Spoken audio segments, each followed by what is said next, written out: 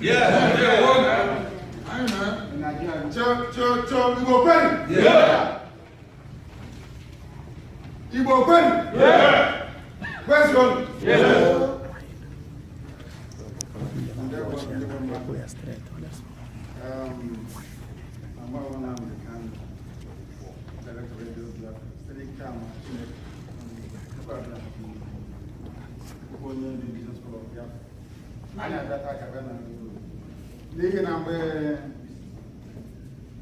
n'ihi na mgbe anyị na-amalite na ịma ụmụ ụfọdụ ihe gbasara ndị ebe anyị, our reference point was the World Igbo Congress.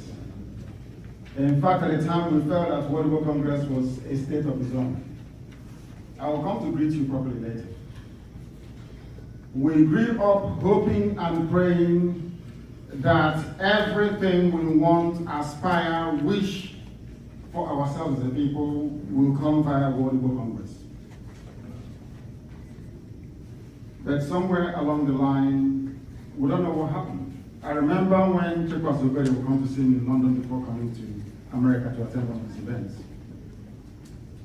That was the motivational factor for me to be here today, to address you. Because regardless of whatever may have happened before, you still hold the key to our salvation as a people. I have said it, it's on record. Any day America wakes up to its responsibility, by which I mean our people in America, then we'll be saved as a people.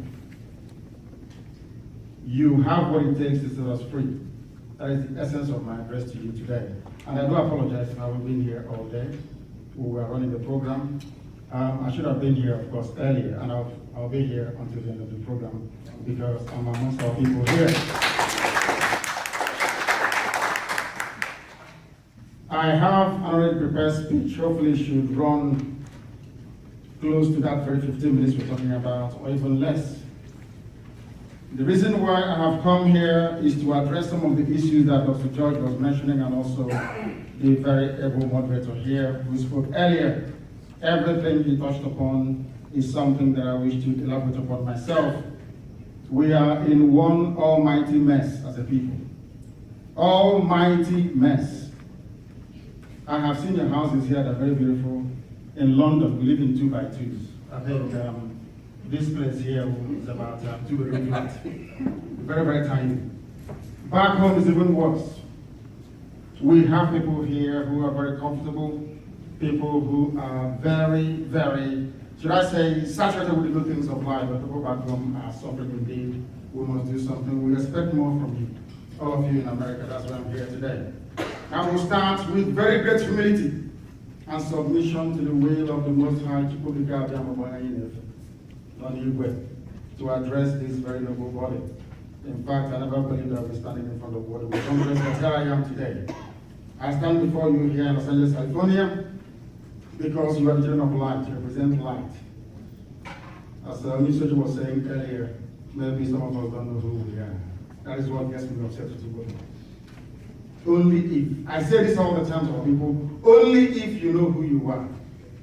Maybe one day you realize and acknowledge it. That is why we should not be in Nigeria in the first place. We'll get to that later.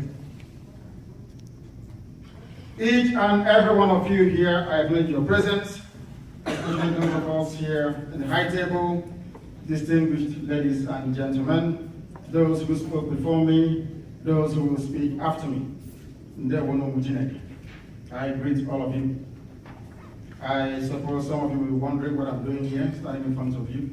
I have come here to tell you about the kingdom of heaven called Biafra. That is why I was born in the first place. Without Biafra, I wouldn't have been born. The reason why my father married my mother is to give birth to me, that I may worship the good Lord in truth and honesty in a free land called Biafra and nowhere else. That is where we exist. I don't want people to misunderstand who we are and what we represent. I respect Igbo land where I come from and the culture which I was raised with.